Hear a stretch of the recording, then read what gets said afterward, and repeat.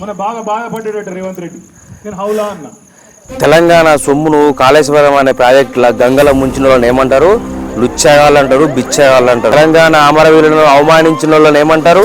దేశ ద్రోహులు అంటారు, తెలంగాణ ద్రోహులు అంటారు. తెలంగాణను సర్వనాశనం చేసిన వాళ్ళని ఏమంటారు? బిచ్చగాళ్ళు అంటారు, అవులగాళ్ళు అంటారు. భార్య భర్తలు మాట్లాడుకున్నదానే నువ్వు సాటి కిన్నావు కదా, దాన్ని ఏమంటారు? లుచ్చగాళ్ళు అంటారు, బిచ్చగాళ్ళు అంటారు, అవుల బిచ్చగాళ్ళు అంటారు. కొందరు సినీ తారలను వాళ్ళు ఏదో మాట్లాడుకున్న దాన్ని వాళ్ళని బెదిరించి వాళ్ళను లోపరుచుకున్న వాళ్ళని ఏమంటారు? కకృతి నా కొడుకులు అంటారు. తెలంగాణ సొమ్మును దుర్వినియోగం చేసి బయట దేశాలకు పంపించడం ఏమంటారు?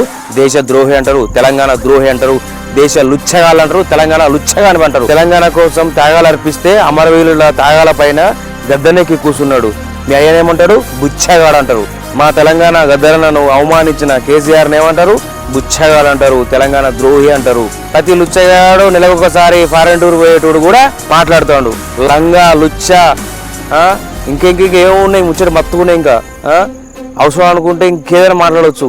బిచ్చగాళ్ళ కన్నా అద్మానం నువ్వు. ఏందనుకున్నావు బిడ్డ? కేటీఆర్ గుర్తుపెట్టుకో, నువ్వు తెలంగాణకు ముమ్మాటికి ద్రోహివి. తెలంగాణను సర్వనాశనం చేసిరు మీరు, లంగలు మీరు రేవంత్ అన్న గురించి మాట్లాడతారు.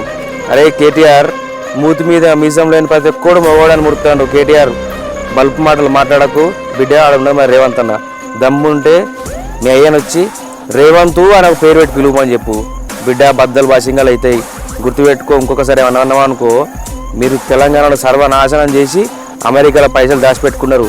మీరు ఇంకా తెలంగాణ ద్రోహులు. తెలంగాణను ముంచి సర్వనాశనం చేసి తెలంగాణను సర్వనాశనం చేసిన వాళ్ళు మీరు రాహులగాళ్ళు. మీరు పెద్ద బటవాదిగాలరా, మీరు లంగనా కొడుకులరా. మీరు ఇంకా తెలంగాణను సర్వనాశనం చేసిర్రా పైసలు పెట్టుకొని. మీ వాళ్ళతోని అనిపిస్తున్నావు ఈ మాటలు బిడ్డ.